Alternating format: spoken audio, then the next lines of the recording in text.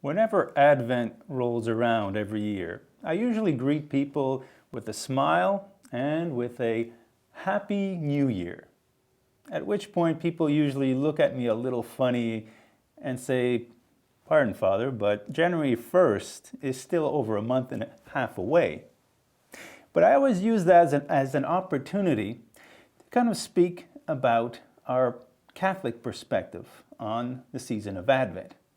Because as many people might not know, we have a calendar that belongs just to us, to Catholics. And Advent is the beginning of a new year, a new cycle.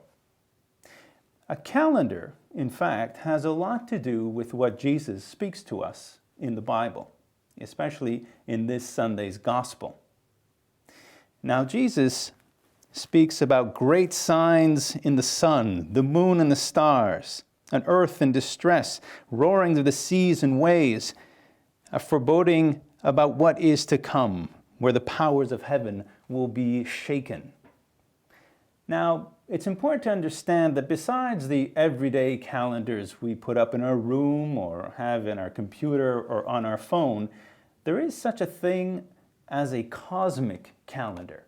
And this calendar isn't just to organize our week and months and days, but it tells a grand story, the story of the cosmos, of creation.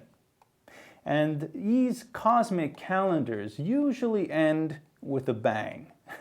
You might remember a few years ago, in 2012, there was a lot of talk about that Mayan calendar, the end of the world, and catastrophic events, which kind of sound a little bit about what we just heard in the gospel today.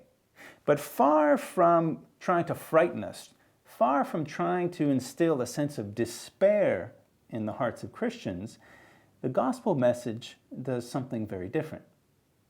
Jesus' message can be summed up in very few words. Wake up, be alert, get ready for these great events that are coming our way. Now, we've all perhaps experienced this in one way or another, just getting ready for some big event which might shake up our lives. Imagine a couple waiting for the birth of their first child. They got all these preparations to take care of, the route to the hospital, making sure the baby's room is ready, all the accessories, or even Christmas itself, all the preparations and work and tribulations involved. And woe the person who waits to the last minute to do the Christmas shopping and cooking and decorations.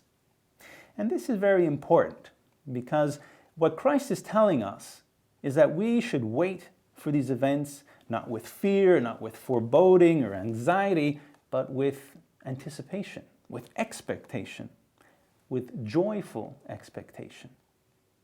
Now, the important thing that we need to understand as Christians is that joy, hope, peace, these things take preparation.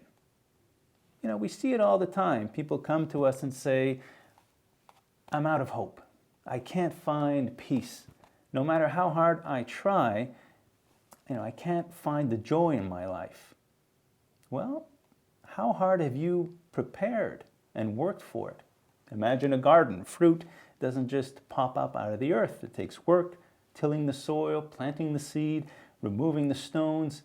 Our souls are the same way. If we hope to reap the fruit of hope and peace, especially when troubled times can hit us, it's important to take the time to prepare, to be ready. And it's especially important to be alert, to be awake, and to make the plans we need to make in order that we can greet Christ with joy, with hope, with great expectation. And that's what we try to do every Christmas.